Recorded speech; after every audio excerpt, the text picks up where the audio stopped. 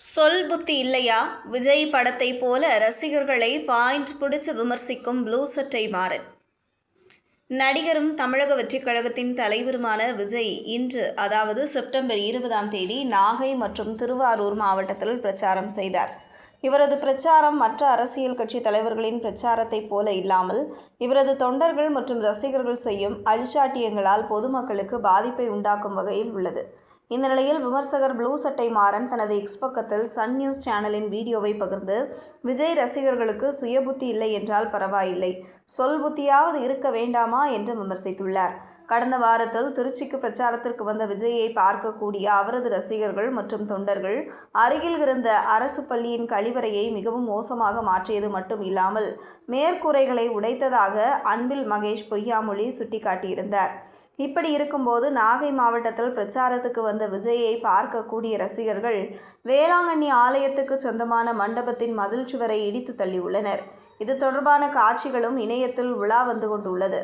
Blue சட்டை மாறன் விமர்சனம். இப்படி இருக்கும்போது விஜயை பார்க்க ஆவலாக கூடிய அவரது ரசிகர்கள் கோவில் மீது எல்லாம் ஏறியுள்ளார்கள். இது தொடர்பான வீடியோக்களும் இணையத்தில் வேகமாக பரவி வருகிறது. அதில் ஒரு வீடியோவை பகிர்ந்த ப்ளூ சட்டை மாறன், வலதுபுறம் உள்ளவன் கோபுர சிலையின் ஷூ அணிந்து நிற்கிறான். சுயபுத்தி இல்லாவிட்டால் சொல் புத்தியாவது இருக்க வேண்டும். இல்லாவிட்டால் பொதுமக்களின் அதிருப்தியை பெறுவது உறுதி.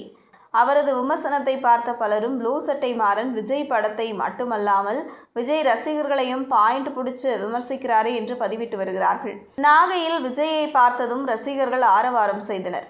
வழக்கம் போல் கட்சி துண்டுகளை தூக்கி அவரை நோக்கி வீசினார்கள். இது மட்டும் இல்லாமல் ரசிகர்கள் அவருக்கு மாலை வாங்கி கொண்டு வந்து அவரது வாகனத்தின் மீது வீசினார்கள்.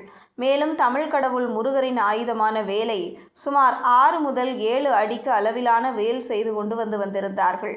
அதில் தமிழக வெற்றிக் கழகத்தின் கொடியை கட்டி விஜயிடம் அவர்கள் கொடுக்க அவரும் அதை வாங்கி கொண்டு நின்றார். உடனே அங்கு கூடியிருந்த ரசிகர்கள் அனைவரும் ஆர்ப்பரித்தனர். கையில் வேலுடன் இருந்த விஜயை பார்த்த அவரது ரசிகர்கள், தலைவர் முருகர் மாதிரியே இருக்காருப்பா என்று பேசி வருகிறார்கள். இது தொடர்பான புகைப்படங்கள் மற்றும் வீடியோக்கள் இணையத்தில் வேகமாக பரவி வருகிறது. ரசிகர்கள் விஜய்க்கு வேல் கொடுத்தது குறித்து நாம் தமிழர் கட்சி தலைமை ஒருங்கிணைப்பாளர் சீமானோடு தொடர்புபடுத்தி ப்ளூ சட்டை மாறன் விமர்சித்துள்ளார். அவரது பதிவில், சீமான் அண்ணனின் முப்பாட்டன் முருகனின் வேல், ஈழத்தமிழருக்கு ஆதரவு குரல், அண்ணன் சாதாரணமாகவே விஜய்க்கு எதிராக சலங்கை கட்டி ஆடுவாரு, இப்ப அவரோட ஆயுதங்களை விஜய் கையில் எடுத்தார், விடுவாரா, அனல் கக்க பிரஸ் மீட் தர போறாரு என்றும் பதிவிட்டுள்ளார்.